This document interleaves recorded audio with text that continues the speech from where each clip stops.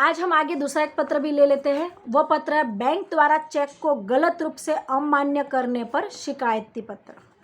चलो अब आ गया है शिकायती पत्र, स्पष्ट बोल दिया शिकायती पत्र है, बराबर है। इससे पहले 3 पत्र हमने देख लिए, वो प्रार्थना पत्र थे। एक खाता खुलवाने के लिए फॉर्म, दूसरा डीमेट खाता खुलवाने के लिए, और तीसरा चेक की राशि भुगतान को रोकने के लिए। 3 प्रार्थना पत्र थे। अब आया है शिकायती पत्र। क्या शिकायती पत्र है? तो बैंक के द्वारा चेक को गलत रूप से अमान्य करने पर शिकायती पत्र, यानी कि अपना चेक जो है उसमें सिग्नेचर या तारीख या ऐसे कुछ भी भूल हुई है तो बैंक ने बोला कि आपकी गलती है, जबकि उसमें कोई गलती थी नहीं, फिर भी बैंक ने उसको गलती बोला।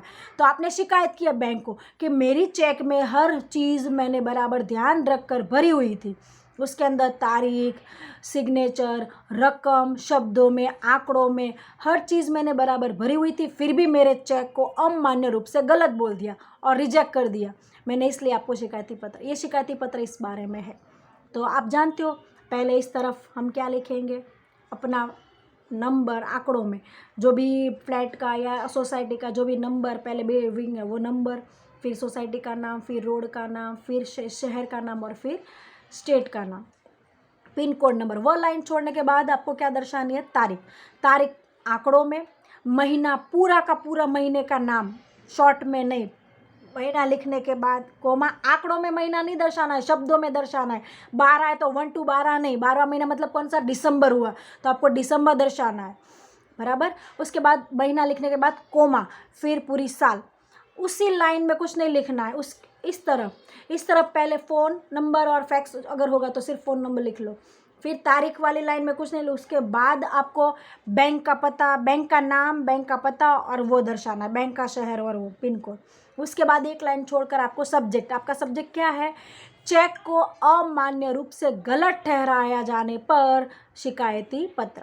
फिर संबोधन श्रीमान बैंक मैनेजर, और फिर आपका पहला वही क्या, पिछले 10 वर्षों से मैं आपकी बैंक की सेवा का उपयोग कर रहा हूँ, मेरा आपकी बैंक में बचत खाता है, मेरा खाते का नंबर 10 1 2 3 4 5 6 है, आपकी बैंक के द्वारा प्राप्त दी गई हर एक सुविधा का मैं उपयोग करता हूं और मैं उससे बहुत प्रसन्न हूँ। बैंक के द्वारा अच्छा कार्य हो रहा है, बैंक के हर कार्य से मैं बहुत खुश हूँ और मेरे व्यवसाय में वो बैंकिंग के कार्य की वजह से बहुत आसानी हुई और वृद्धि भी हुई है। तो ये हो गया पहला पैराग्राफ, हर एक के लिए ये कॉमन हुआ।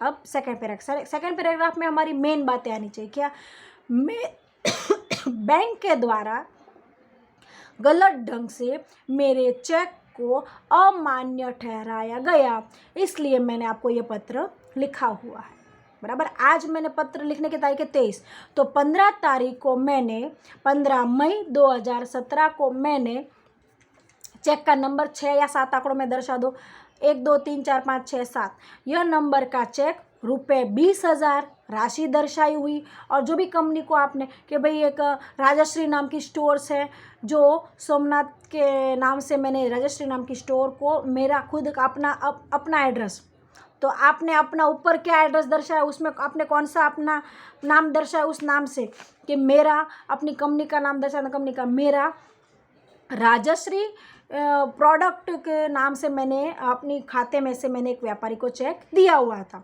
वह व्यापारी चेक जमा करवाने बैंक में गया, तो उस चेक को आपके खाते में रकम पर्याप्त मात्रा में नहीं है, इस तरह से बताकर उसको वापस भेज दिया, जबकि उस तारीख को मेरे खाते के अंदर मैंने 12,000 का चेक लिखा था, लेकिन मेरे खाते के अंदर 50,000 रुपये राशि जमा थी, फिर भी मेरे खाते में रकम नहीं है, ये करके उस चेक को अमान्य ठहराया गया। इस वजह से मैंने जिस व्यक्ति को चेक दिया था वो मेरा व्यवसाय का एक प्रतिष्ठान, मेरे व्यापारी थे, उसके सामने मेरी प्रतिष्ठा को हानि पहुंची है। तो आपको मैं बताना चाहता हूं कि ये बहुत मेरे व्यवसाय को असर करने वाली, मेरे मान सम्मान को असर करने वाली बहुत गंभीर बात मानी जाती है।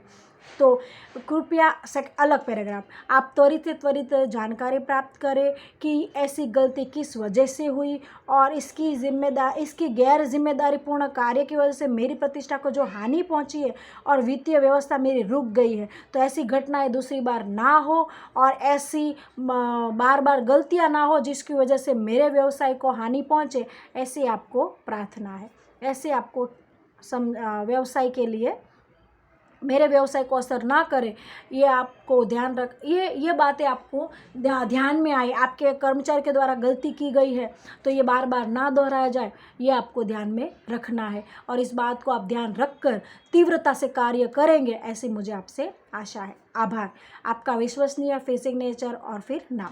यहाँ पर क्या शिकायत की राशि थी और नहीं है बताएं। आप इस पत्र को बदल सकते हो। पहला पैराग्राफ तो कॉमन रह गया, मेरे चेक को अमान्य रूप से गलत ठहराया गया, इस वजह से मैंने आपको ये पत्र लिखा हुआ है। पत्र के अंदर सिग्नेचर बराबर भरी हुई थी, तारीख भी भरी हुई थी, फिर भी चेक के अंदर साइन बराबर नहीं है, ये कहकर चेक को अमान्य रूप से ठहराया गया। चेक तारीख 15 तारीख जुलाई 2020 को लिखा गया था। इस चेक के अंदर 12,000 रकम दर्शाई गई थी। उस वक्त मेरे खाते में 40,000 का रकम जमा थी। चेक का नंबर 10-20-115 इस तरह से आप दर्शा दो कि यह चेक का नंबर था। इस चेक को जब मैंने राजश्री प्रोडक्ट्स को दिया हुआ था, मेरा उस चेक के ऊपर श्याम प्रोडक्ट का नाम लिखा हुआ, मतलब मेरे द्वारा दिया गया था, उस राजश्री प्रोडक्शन व्यक्ति को दिया गया था। अब वो व्यक्ति चेक लेकर बैंक में आया, तब बैंक के मैनेजर के द्वारा इस चेक को गलत है, इसमें सिग्नेचर गलत है, इस तरह से बताया गया, जबकि उसमें सिग्नेचर में कोई प्रकार की गलती नहीं थी, तारीख भी व्यवस्थित भरी गई थी, फिर भी अमान्य था। इस वजह से जो चेक रिजेक्ट हुआ उसका चार्ज भी मेरे पर लगा हुआ है और दूसरा मेरी प्रतिष्ठा को भी हानि हुई।